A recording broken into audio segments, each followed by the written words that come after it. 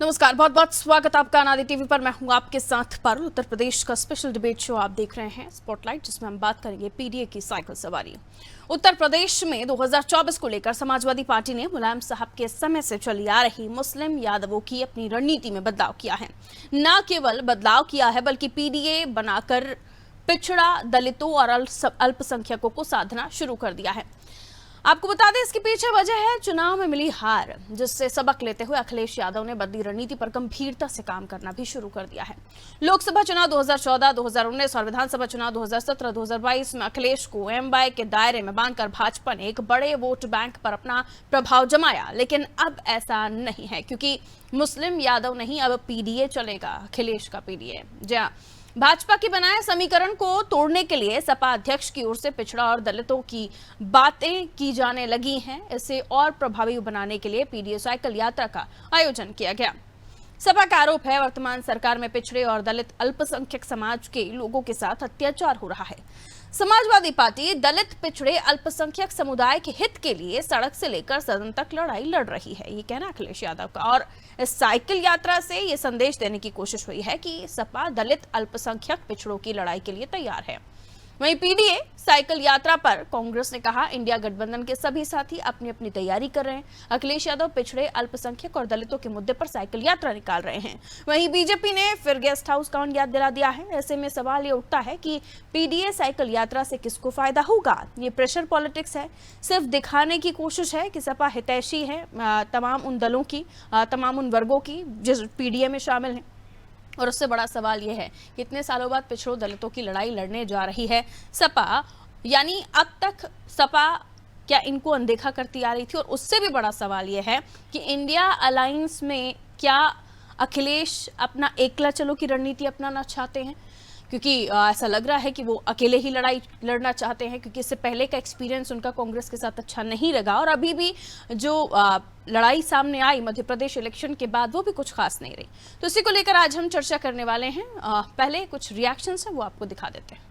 देखिए, जब से भारतीय जनता पार्टी की सरकार देश में और उत्तर प्रदेश में बनी है, पिछड़े, दलित, अल्पसंख्यकों को उनके अधिकारों से वंचित किया जा रहा है, उनके खिलाफ लगातार कार्रवाई हो रही है। समाजवादी पार्टी साइकिल यात्रा प्रत्येक जिले से उत्तर प्रदेश के होते हुए लखनऊ आ रही है। आदरणीय अखिलेश यादव जी पूर्वांचल एक्सप्रेसवे से जनेश्वर मिश्रा पार्क तक साइकिल चलाएंगे। ये संदेश है देश और उत्तर प्रदेश के पिछड़े, दलित, अल्पसंख्यक, किसान, मजदूर, वंचितों को कि समाजवादी पार्टी ही है, एक एकमात्र ऐसी पार्टी है जो उनकी लड़ाई को लड़ेगी और 2024 का चुनाव पिछड़े, दलित, अल्पसंख्यकों के नाम पे लड़ेगी, उनके अधिकारों के लिए लड़ेगी। देखिए, आप बता दें कि अखिलेश यादव उत्तर प्रदेश के सबसे कंफ्यूज नेता है और ये जो यात्रा निकाल रहे हैं, ये सारी बिरादरियां सबका साथ, सबका विकास में समाहित हो गई हैं। दलितों का कभी उन्होंने कोई उद्धार नहीं किया। एक दलित महिला उत्तर प्रदेश की मुख्यमंत्री थी, तो उसके साथ कौन सा व्यवहार इन लोगों ने किया? दलित उद्धार के नाम पर भाजपा न रहती तो पता न बहन जी रहती कि न रहती। मुसलमान भाइयों को मूर्ख बना के पूरे परिवार के लोग मालपुआ खा रहे थे। आज पर पसमानदा मुसलमानों का सम्मेलन करा के भारतीय जनता पार्टी मुसलमान भाई जो पिछड़े हैं उनका हित साधने में लगी है। और निश्चित तौर पे ये बिरादरियां अब सबका साथ, सबका विकास में शामिल हो गई हैं। अखिलेश जी जब परिणाम देखेंगे तो पीडीए यात्रा उनकी आवारा पगला दीवाना यात्रा में बदल जाएगी और कुछ नहीं।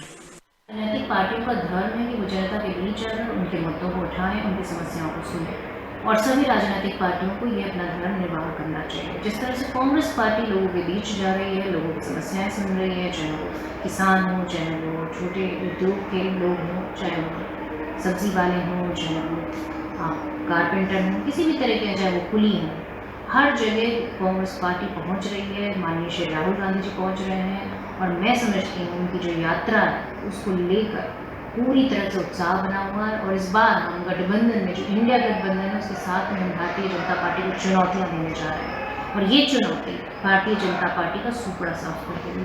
और समाजवादी पार्टी अभी गठबंधन का हिस्सा है और मिलकर हम 2024 मिलकर 2024 लड़ेंगे, लेकिन उससे पहले 2024 के लिए कुछ भी नहीं करेंगे, कुछ ऐसा ही समझ आ रहा है। खैर, मिलियन मेहमानों से जो हमारे साथ चर्चा में जुड़ रहे हैं, प्रेम नारायण सिंह जी प्रवक्ता हैं कांग्रेस से, हमारे साथ जुड़े हुए हैं। बहुत स्वागत प्रेम नारायण जी आपका। आलोक वर्मा जी प्रवक्ता हैं भारतीय जनता पार्टी से, हमारे साथ जुड़े, सर स्वागत आपका।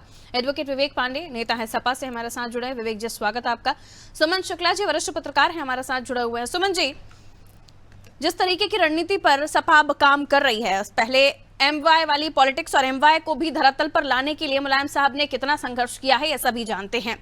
क्या और अब जिसमें पीडीए दलितों को भी शामिल किया गया, और अब तो नया ट्विस्ट दिया है उन्होंने, डबल ट्रिपल ए कर दिया उसको, आदिवासी भी जोड़ दिया, अगड़ा भी जोड़ दिया। अखिलेश जी ने आज जब उनसे पूछा गया कि अल्पसंख्यक बाकी वर्गों का क्या, तो क्या धरातल पर जिस पॉलिटिक्स पर काम कर रहे हैं अखिलेश यादव, क्या वो जमीन पर ला पाएंगे, उसे उतार पाएंगे ग्राउंड पर?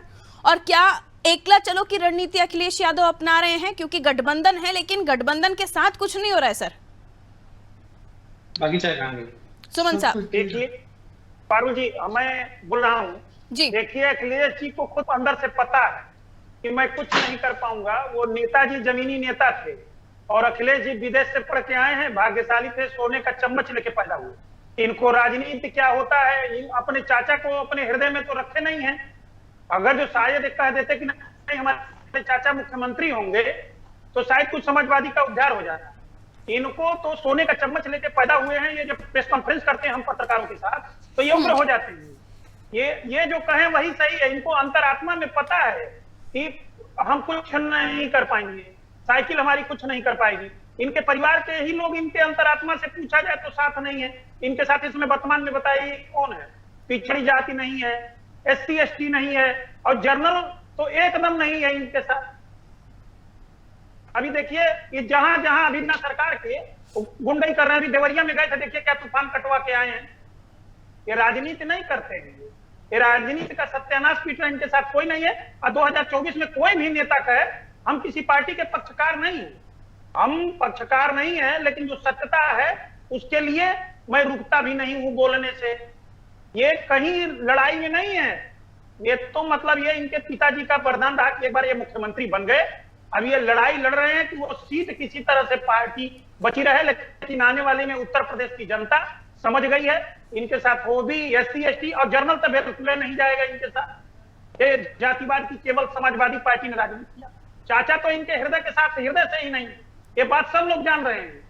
उनको मुख्यमंत्री की घोषणा कर दें कि हमारे चाचा हैं, हम उनको मुख्यमंत्री बना रहे हैं, तो शायद कुछ लोग इनके साथ हो जाएंगे।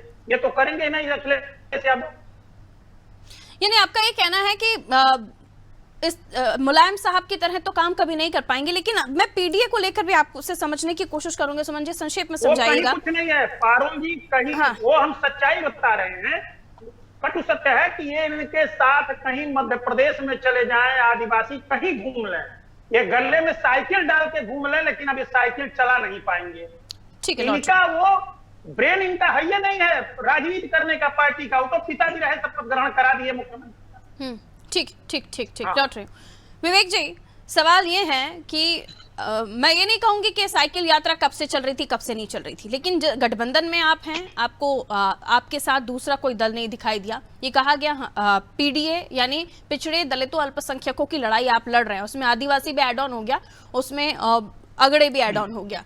एनीवेज, लेकिन सवाल यहाँ पर यथावत बना हुआ है कि एमवाय पॉलिटिक्स यानी मुस्लिमों यादवों की पॉलिटिक्स ने आपको पछाड़ा अब तक, इसलिए आपको पीडीए बनाना पड़ा। और पीडीए को कितना सफलता तक ले जा पाएंगे, और वो भी अकेले अगर चलते हैं तो और भी मुश्किल हो जाएगा। विवेक जी देखिए, पहले तो मंच पे उपस्थित जितने भी पैनलिस्ट हैं, मैं सभी को प्रणाम करके अनुमोदन के साथ अपनी बातों को अभिव्यक्त करने की अनुमति पूरे पैनल से चाहूंगा। और हल्के तर्कों से मैं बचता हूं, क्योंकि मुझे लगता है कि राजनीति और राजनीति का भविष्य मुझे लगता है ज्योतिष तक नहीं बता पाए। तो यहाँ पे मौजूद अभी एक प्रवक्ता या जो भी सम्मानित अपने मत व्यक्त कर रहे थे, मुझे लगता है कि वो जिस तरह बात कर रहे थे मुझे थोड़ा सा हंसी आ रही थी, क्योंकि वो एक तरफा आकलन करने का प्रयास कर रहे थे। आज अगर बात हो रही है गठबंधन की, तो मुझे लगता है कि गठबंधन के निर्देश आदरणीय अखिलेश यादव जी की तरफ से आए हैं, पूरी पार्टी उस गठबंधन के निर्देशों का सम्मान कर रही है। कांग्रेस के साथ अगर हमारा कोई गठबंधन हुआ है तो उस गठबंधन का भी पूरा सम्मान होगा। लेकिन सबसे बड़ी बात है कि आदरणीय अखिलेश जी जब भी कोई यात्रा करते हैं, जब भी इस तरह की कोई एक्टिविटी करते हैं, जब भी किसी तरह की सामाजिक भूमिका में आते हैं, कहीं ना कहीं विपक्ष को हताशा होने लगती है और विपक्ष अपने कई धोखों को इस तरह बजाने लगता है जिसके सुर और आवाज तो कहीं और से आती है, लेकिन बातें केवल एजेंडा जो और बातें जो होती है वो भाजपा की तरफ से होती है।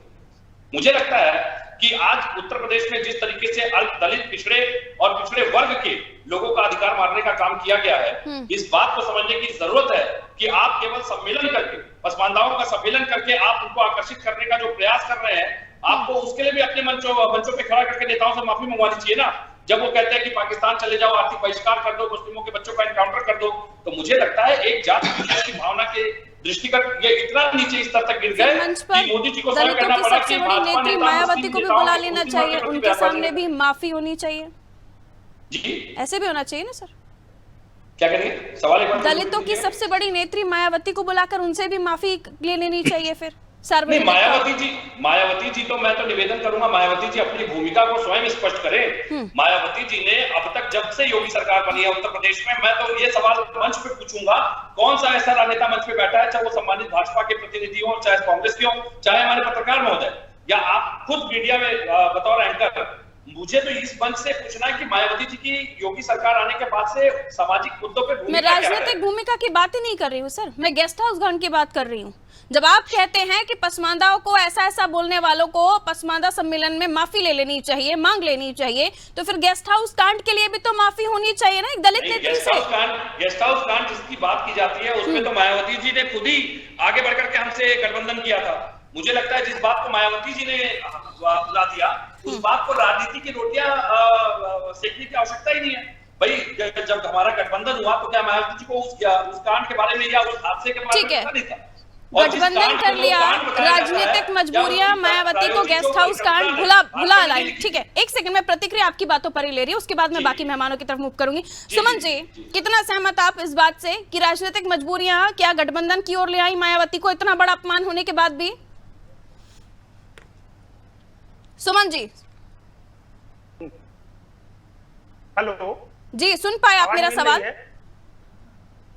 देखिए, मायावती जी और अखिलेश जी का जो बुआ और भतीजे का मिलन था, वो अंतरात्मा से मिलन नहीं था, वो जनता को एक दिखावा और बेवकूफ बनाने का था। हमारे भाई ये लोग नेता मजबूर तो नहीं किया था ना गठबंधन करने के लिए, स्वेच्छा से आई थी। अब देखिए, मायावती जी को मजबूर किया उन्होंने, अंदर अपने बुआ का चरण बंदन किया। बुआ जी तो उनके पास गई नहीं थी। आपकी पार्टी है, सत्यता तो यही है कि बुआ जी नहीं गया था। मैं पैर छू के आपको मजबूर कर सकता हूं कि आप सभा की भाषा बोलिए। अरे भाई साहब सुनिए, पत्रकारिता में आज 23 साल का समय हो गया। हम अखिलेश के वहां के यहाँ पीसी में खूब बढ़िया से जाते हैं, और जब यही जयंत चौधरी से उनका गठबंधन हुआ तो हमने कहा था कि ये बताइए अखिलेश जी गठबंधन टूटेगा तो नहीं? जब इनका गठबंधन हुआ तो यह हुआ कि टूटेगा नहीं, यहाँ तक कि उसमें हमको बोलने से रोका जाता है। मुद्दे पर हम आ जाते हैं, समय हमारे और भी दर्शकों का। और नहीं पारुल जी, 1 सेकंड बोल लेने दीजिए, 30 सेकंड में पूरा करूंगा। ठीक है। वो मायावती जी नहीं थी, अखिलेश जी खुद आए थे। सत्यता को पता कर लीजिएगा, हो सकता है कि हमारी चलिए अखिलेश जी कहते लेकिन सम्मान दिया ना उन्होंने, स्वीकार किया ना, कोई जबरदस्ती कोई मजबूरी थोड़ी थी कि वो गठबंधन कर लेती, वो स्वीकार नहीं करती। ठीक है, रुक जाइए, आप दोनों रुक जाइए, अब बाकी मेहमानों की तरफ में जा रही हूँ। 1 सेकंड, क्यों नहीं हुआ मायावती का समाजवादी में, क्यों नहीं गया आप बताइए? आखिर में क्या रहा पब्लिक के सामने की व्यू की, क्यों आप बताइए, आप पत्रकार, आप बताइए ना, जिस तरह आप विवेचना कर रहे हैं आप बताइए ना महोदय। मैं तो आपसे सम्मानपूर्वक पूछ रहा हूँ, आप जो कह रहे हैं कि मायावती जी को मजबूर किया गया, किस आधार पर मजबूर किया गया? आप ऐसे और सच्चा साबित करने पे आ गए। रुक जाइए, ठीक है, मैं बीजेपी के पास जा रही हूँ, बीजेपी के पास जा रही हूँ, लेकिन बुरा नहीं लगना चाहिए। ठीक है सर, मुझे क्यों बुरा लगेगा? गठबंधन स्वेच्छा से किया गया था, स्वेच्छा से गठबंधन हुआ था। अभी भी स्वेच्छा से किया हुआ गठबंधन है जिसमें कांग्रेस आपके साथ नहीं आती, आप कांग्रेस के साथ नहीं जाते। ठीक है, रुक जाइए प्लीज सर। सुमन जी बाकी मेहमान भी हैं, जनता को आक्रोश था। ठीक, प्लीज सर रुकिए, बीजेपी के पास जा रही हूँ। क्योंकि जिस एजेंडे पर ये चल रहे हैं सर, आपके वोट बैंक में सेंध लगाने का काम करेंगे आलोक वर्मा जी, और अगर ये करने में सक्सेसफुल हो गए और आप अगर उस जगह सक्सेसफुल हो जाते हैं, इनको तमाम वो चीजें याद करा पाए कि क्या हुआ क्या नहीं हुआ, तो समझ में आता है कि जनता आपके पक्ष में आ जाएगी। वरना वोट बैंक पे सेंध लगाने का काम विवेक जी अच्छे से कर रहे हैं, उनकी पार्टी अच्छे से कर रही है और साइकिल चल रही है सर। वो बात अलग है कि कांग्रेस अब दिख नहीं रही है, साथ नहीं दिख रही है। ये भी कहा जा रहा है कि क्या अखिलेश जी अकेले चलेंगे। तो पीडीए के साथ आपके वोट बैंक में और खासतौर पर ये कह रहे हैं कि पिछड़ों, दलितों, अल्पसंख्यकों की लड़ाई लड़ रहे हैं। अब तक नहीं लड़ रहे थे, लेकिन अब लड़ रहे हैं। अब साइकिल कैसे चल रही है तो पूरी दुनिया देख रही है, जान रही है, समझ रही है। काट की हांडी जो है बार बार नहीं चढ़ती आग पर। 2014 में उन्होंने पूरी कोशिश कर ली, इनका क्या नतीजा निकला आप अच्छी तरीके से जानते हैं। साइकिल के हैंडल में 2017 में इन्होंने हाथ का साथ ले लिया, क्या हुआ, नतीजा क्या निकला आप अच्छी तरीके से जानते हैं। 2019 का जिक्र हो रहा है। 2019 के लोकसभा के इलेक्शन में समाजवादी पार्टी के अखिलेश यादव मायावती जी के दरबार में गए थे, गठबंधन हुआ, साइकिल और हाथी साथ साथ चले, क्या नतीजा निकला? वो कह रहे हैं मायावती जी तो अपनी मर्जी से आई थी, कोई उनको जोर जबरदस्ती करके नहीं लाया गया। अरे उनकी मर्जी है, उनके साथ जाए या उनके साथ जाए। उत्तर प्रदेश ने इनका क्या जवाब दिया? 80 सीटों में कुल मिला के 15 सीटें, 5 सीटें समाजवादी पार्टी के पास, 10 सीटें बसपा के पास। दोनों के पास क्या कितनी सीटें आई अब अच्छी तरीके से जानते हैं। और जैसे ही इलेक्शन गुजरा तैसे दोनों पार्टियां कहां गई, क्या क्या हुआ, कुछ बताने की जरूरत नहीं है। 2022 का इलेक्शन अभी अभी पीछे गुजरा है। अखिलेश यादव जी के दरबार में क्या लिखा था आप अच्छी, अगर आप लखनऊ में होती तो आप देख सकते हैं, आपके साथी देख रहे होंगे, बाहर बोर्ड लगा था, बड़ा बड़ा बोर्ड लगा था, आ रहा हूं मैं। और उत्तर प्रदेश की जनता ने क्या जवाब दिया, सबने अच्छी तरीके से जाना। उस समय भी इन्होंने पूरी कोशिश की, इन्होंने कहा कांग्रेस के साथ से कुछ रास्ता नहीं बनता, बसपा के साथ से कुछ रास्ता नहीं बनता, दूसरे दलों के साथ गठबंधन बनाएंगे और जीत हासिल करेंगे। आ रहा हूं मैं, उसी समय बोर्ड इन्होंने लगाया, जैसे अभी आजकल लगा रहे प्रधानमंत्री बनूंगा मैं, बोर्ड लग गया इस समय। तो समाजवादी पार्टी की हालत क्या है? उत्तर प्रदेश में 2014 के बाद से कोई भी इलेक्शन हो रहा हो, चाहे वो विधानसभा का इलेक्शन हो, चाहे लोकसभा का चुनाव हो, चाहे गंवई इलाके का चुनाव हो, चाहे शहरी इलाके का चुनाव हो, कौन इनको वोट दे रहा है? अरे 4 बार उत्तर प्रदेश की जनता ने इन्हें मौका दिया, इन्होंने उत्तर प्रदेश को जो दिया उसे सब जानते हैं। 21वीं सदी का उत्तर प्रदेश है। चुनाव ने भी तो बताया ना सर कि मूड बदल रहा है। अरे आजमगढ़ में हारे, रामपुर में हारे, आजमगढ़ की सीट किसकी? इनके मुखिया की सीट है। अपने भाई, अरे बहुत दिन नहीं गुजरा ना साहब, कुछ इधर कुछ उधर, लेकिन सीट किसकी? सपा सुप्रीमो की सीट, जिसको उन्होंने खाली किया, जिस पर उन्होंने अपने भाई को चुनाव लड़ाया, वो भी ये हार गए। आजम खान की सीट रामपुर की क्या हाल हुआ? बार-बार पूछ रहे हैं। वहां तो जिनके ऊपर Mayawati ji behind the curtain आपके साथ तो नहीं है? बिहाइंड द कर्टेन भैया हमारे साथ क्या, आप ये जाने किसके साथ है, मुझे तो नहीं मालूम इस तरीके की जानकारी। मायावती जी की अपनी पार्टी है, समाजवादी पार्टी अपने तरीके से चुनाव लड़ती है, कांग्रेस अपने तरीके से लड़ती है, और भारतीय जनता पार्टी अपने तरीके से चुनाव लड़ती है। सबका साथ, सबका विकास, सभी बनना चाहते हैं ऐसा लगने लगा है, कांग्रेस के पास जा रही है। जो पोस्टर तो लगते हैं। ठीक है वर्मा जी, आ रहे हैं वापस पूरी बात खत्म हो जाने दीजिए, पूरी बात खत्म हो जाने दीजिए। आज भारतीय जनता पार्टी इसलिए आगे बढ़ी है क्योंकि हम समीकरण बना करके चुनाव नहीं लड़ते, सबका साथ, सबका विकास, सबका विश्वास और सबके प्रयास की बात हम करते हैं। तो सबका साथ सबका विकास की तो टक्कर दे रहा है बीडीए आपको? कौन पीडीए में सारी दुनिया जानती है, इनके नाम के साथ तो आगे जुड़ा माई, जब ये बोलते हैं कहते यम और वाई हमारे, बाकी सब तो सत्ता समीकरण में है। जब जीत जाएंगे 30 सेकंड में अपनी बात रखिएगा विवेक जी, उसके बाद प्रेम नारायण जी आपके पास आ रही हैं। 30 सेकंड में अपनी बात रखिए। मैं देख रहा था कि एक सीट से कभी सरकार गिर गई थी और 15 साल तक उत्तर प्रदेश की जनता ने जिसे पदच्युत कर रखा था, जिस पूरे राजनीतिक दल को, आज उनका अहंकार सच चढ़ के बोल रहा, देख के अच्छा लगता है। मुझे लगता है कि ये एक राजनीतिक जिम्मेदारी है, राजनीतिक भूमिका का निर्वहन होता है कि हर कार्यकर्ता चाहता है कि उसके राजनीतिक दल का विकास हो, उसका नेता शीर्ष स्थान पे पहुंचे और शीर्ष संवैधानिक पद पे पहुंच करके प्रदेश का विकास करे। लेकिन भाजपा के जब प्रवक्ता बोलते हैं तो मुझे पता नहीं क्यों ऐसा लगता है कि ये हताशा इनकी झलकती है। 69,000 शिक्षक भर्ती का नाम मैं जैसे ही लूंगा, अभी इनके चेहरे का सत्य सामने आ जाएगा। मैंने पहली बार उत्तर प्रदेश के इतिहास में देखा कि उपाध्याय जैसा टाइटल ओबीसी वर्ग में आता है। ओबीसी वर्ग में इन्होंने 69,000 शिक्षक भर्ती में जो पिछड़ों का हक मारने का काम किया है, मैं तो सवाल उठाऊंगा। ठीक है, मेरे एक मेहमान और वेट करें, शिक्षक भर्ती पर बाद में बात करेंगे सर। 2300 करोड़ का नोटिस दिया गया। ठीक है, शिक्षक भर्ती पर बाद में बात करेंगे। और ओबीसी तो इतना बड़ा मुद्दा है, इस वक्त देश में कि क्या ही कह सकते हैं। अरे, ठीक है, रुक जाइए, अरे, अभी इतना अभी मेहमान सम्मान- वेट कर रहे हैं, इतना- प्रेम नारायण जी नहीं, वेट कर रहे हैं। वर्मा जी शिक्षक भर्ती के तो मैं वाली डिबेट मत कीजिए सर। प्रेम नारायण जी करते हैं कि नहीं ये बताइए। ठीक है, प्रेम इतना ये नारायण सम्मान जी, देते पीडीए हैं। में इनविटेशन अरे नहीं था, सम्मान तो कहा आपका था कि देखा है। एक सेकंड रुक जाइए सर, बाकी मेहमान भी वेट कर रहे हैं, प्लीज काम डाउन। सम्मान की बात दोनों का ऑडियो डाउन जो कीजिए, नेता जिस पार्टी के नेता दोनों का ऑडियो डाउन कीजिए, और प्लीज जब मैं नाम लूं तभी आप बोलिए आपकी ऑडियो ऑफ एयर है, आप ऑन एयर नहीं है। रुक जाइए वर्मा जी। प्रेम नारायण जी, प्रधानमंत्री बनने का सपना सभी देख रहे हैं और ये कहा जा रहा है कि कार्यकर्ताओं का उत्साह है, फिर ये कहा जाता है कि हमारे जो आला कमान है वो डिसाइड कर रहे हैं कि किसको क्या करना है, फिर ये भी कहा जाता है कि पार्टियां अपनी अपनी तैयारी कर रही हैं। प्रेम नारायण जी, चल क्या रहा है? आपको इनविटेशन मिलता भी है पीडीए में जाने का, नहीं मिलता है? आपकी भी अलग तैयारी, उनकी भी अलग तैयारी है, या दोबारा से वो हार नहीं दोहराना चाहती सपा आपके साथ? फारूक जी, आपके परिवार में कितने सदस्य हैं? इसका मेरे परिवार से क्या ताल्लुक? मैं गिनती पूछ रहा हूँ, नाम नहीं पूछ रहा हूँ। साधारण तरीके से मैं अपनी बात को 2 मिनट आप में अपनी क्लियर बात रखिए, कर मुझे इंक्लूड मत कीजिए। मैं इंक्लूड नहीं कर रहा हूँ, मैं आपको समझाने का प्रयास कर रहा हूँ। जो आपने सवाल पूछा उसका जवाब देने का प्रयास कर रहा हूँ। कहिए। अगर आपके परिवार में 4 सदस्य हैं तो चारों सदस्य मीडिया लाइन में नहीं हो सकते ना। कोई किसी प्रोफेशन में हो सकता है, कोई किसी प्रोफेशन में हो सकता है, कोई और कार्य कर रहा होगा। यही स्थिति राजनीतिक जो कार्य है उसकी होती है।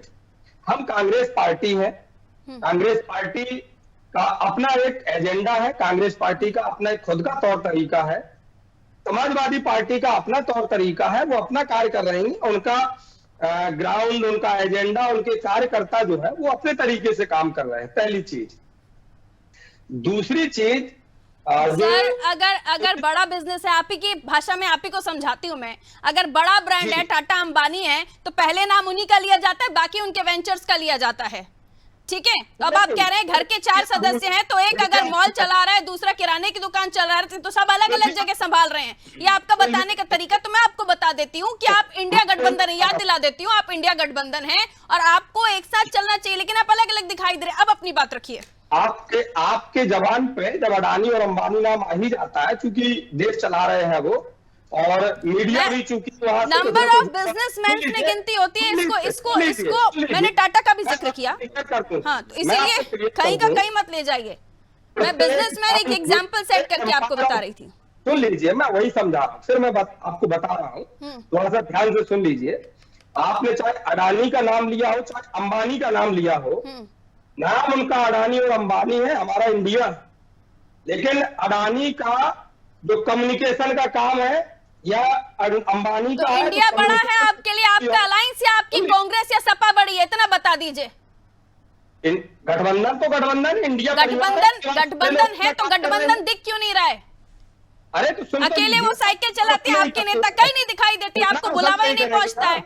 एमपी से शुरू हुआ ये विवाद, लग रहा है कि अकेले चलना चाहते हैं अखिलेश।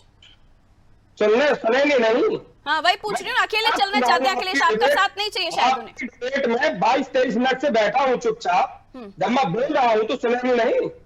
मैं बिल्कुल सुनूंगी, बिल्कुल आपको ही सुन रही हूँ, लेकिन काउंटर क्वेश्चन भी रहेगा ना। ये बताइए ना, क्या उसका टेलीकॉम डिपार्ट है, टेलीकॉम डिपार्ट एयरपोर्ट देखने जाएगा? नहीं जाएगा ना। कांग्रेस पार्टी अपना कार्य कर रही है, अपने कार्यकर्ताओं को मजबूत कर रही है। समाजवादी पार्टी अपने कार्यकर्ताओं को मजबूत कर रही है। उसमें दिक्कत कहाँ है? दिक्कत इसलिए खड़ी होती है, महिलाओं का सम्मान करने वाले पार्टी के नेता जब भरे मंच पर बोलते हैं कि भाजपा वो पार्टी जिसने हेमा मालिनी को नचा दिया, वहां सवाल खड़ा होता है। सत्ताधारी दल के नेता जब ये कहते हैं कि हमने गुंडा राज खत्म कर दिया, और उनका एक सांसद सदन में एक दूसरे सांसद को क्या भाषा बोलता है, वहां सवाल खड़ा होता है। मतलब कांग्रेस पीडीए को सपोर्ट करती है? नहीं, सिंपल पूछ रही हूँ, उसके बाद में सुमन जी से आपकी बातों पे प्रतिक्रिया लूंगी। कांग्रेस पीडीए को सपोर्ट कर रही है? आपके डिबेट में आधा घंटे में मैं 1 मिनट बोलने के लिए बैठा हूँ। सर, सभी को उतना ही समय मिलेगा, सभी को उतना ही समय मिलेगा। जितने आप मेरे लिए रिस्पेक्टेबल हैं, उतने ही बाकी मेहमान भी है, सभी को उतना ही समय मिलेगा। मेरा सिंपल क्वेश्चन है, पीडीए को सपोर्ट कर रही है क्या कांग्रेस? आपकी डिबेट में 24 मिनट से हूँ, और मैंने अभी जब बारी आएगी तभी बोलेंगे ना सर। यूपी में भी आप 2 सीटों के साथ हैं।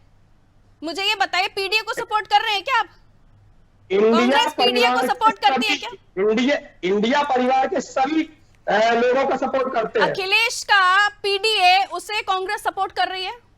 मैं इंडिया अलायंस की बात नहीं कर रही। की, दलितों की, अल्पसंख्यकों की, हाँ। आदिवासियों की, सभी की जब सम्मान की बात होगी, हम क्यों नहीं करेंगे? हम तो चाहते हैं कि समग्र राष्ट्र बने। ठीक है हम सुमन जी, हम थोड़ी चाहते हैं कि किसी मुसलमान को टारगेट करके कोई यहाँ इतना व्यस्तता थी आज कांग्रेसियों की कि साइकिल यात्रा में शामिल नहीं हो जाए, वो भी जिसके साथ वो हैं। हम तो सबके साथ खड़े हैं, पिछड़ों के साथ, दलितों के साथ, अल्पसंख्यकों के साथ, लेकिन कांग्रेसी उस जगह दिखाई नहीं दिए। और ऐसी इतनी व्यस्तता थी कि वो इतने बड़े कार्यक्रम में शामिल नहीं हो पाए। जैसे अखिलेश जी बता रहे हैं कि वो किन के साथ खड़े हुए हैं, किन की लड़ाई लड़ रहे हैं ये। और इसके अलावा ये भी सवाल उठता है कि एक तरफ अखिलेश जी पीडीए की लड़ाई लड़ रहे हैं, तो क्या इनकी लड़ाई सिर्फ बीजेपी से है या कांग्रेस से भी लड़ रहे हैं? सुमन जी देखिए, ये भाई साहब हमारे बोले हैं, ये बढ़िया प्रवक्ता हैं, इसमें कोई संदेह नहीं है। लेकिन ये पत्रकारों की कोई एक बात ये पकड़ लिए हैं, आपने बोला है अंबानी और अडानी, केवल उसी को घुमाए हैं। और नेताजी ने क्या किया कि गाजियाबाद के जब मुख्यमंत्री रहे मुलायम सिंह जी, तो उन्होंने क्या किया देखिए, वहां जाकर के जहां कौशाम्बी में आज बस अड्डे को ही बेच डाला उन्होंने, वहां कितना बड़ा वो बना दिया। और मुसलमानों के आप हितैषी हैं तो क्या करेंगे? हिंदू यहाँ रहना है आपको, मुसलमानों को तो क्या भारत और हिंदुस्तान का नाम लेंगे कि क्या अखिलेश जी उसको पाकिस्तान बनवाना चाहते हैं? आप बताइए नेताजी। नहीं, मैं आपत्ति दर्ज करूंगा। नहीं, मैं आपत्ति दर्ज करूंगा। माफ कीजिएगा, ये पत्रकारिता का सबसे गिरा स्तर है। अखिलेश जी ने ऐसा कोई वक्तव्य कभी नहीं दिया है। आप इस बात के लिए अपने शब्दों के लिए माफी मांगिए। ना, आप पूर्व मुख्यमंत्री के ऊपर इस तरीके के आरोप नहीं लगा सकते। इस तरह के शब्द अगर उन्होंने कहे हो तो आप इसको साबित कीजिए, वरना ये आप पत्रकारिता के ऊपर सवाल खड़ा कर रहे हैं। माफ कीजिएगा, मैं सम्मान आपसे कह रहा हूँ, अपने शब्दों को वापस।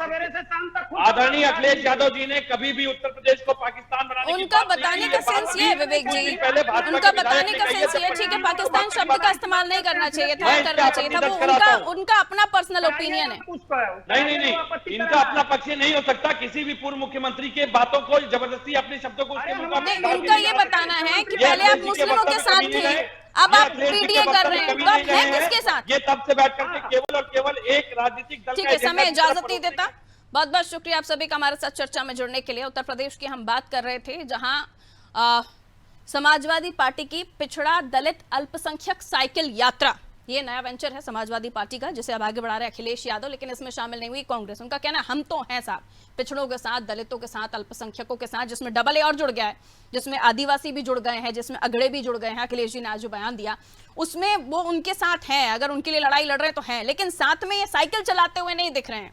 याद कीजिए वो दौर जब ये दोनों गठबंधन में थे और यूपी के दो लड़के वाला जो एक फ्रेसिस चला था वो भी याद कीजिए, और उस वक्त नतीजे आए थे तो फ्रेसिस का क्या हुआ था वो भी याद कीजिए। शायद अखिलेश जी वो वक्त नहीं दोहराना चाहते और अभी से अपनी तैयारी कर रहे हैं, आकलन यही किया जा रहा है। लेकिन पिछड़े दलितों अल्पसंख्यकों की लड़ाई के लिए जमीन पर उतरना पड़ेगा, सिर्फ साइकिल चलाने से काम नहीं होगा। क्या वाकई अखिलेश जी मुलायम जी की तरह काम कर पाएंगे? क्या एमवाई को जिस तरह से उन्होंने धरातल पर लाकर काम किया था वो कर पाएंगे? कांशीराम जी क्या दोबारा से उत्तर प्रदेश में आ पाएंगे या उनके जैसा कोई चेहरा पनप पाएगा? शायद जवाब नहीं होगा, इसलिए इसे राजनीति है उसी तरह देखिए। दीजिए इजाजत, नमस्कार।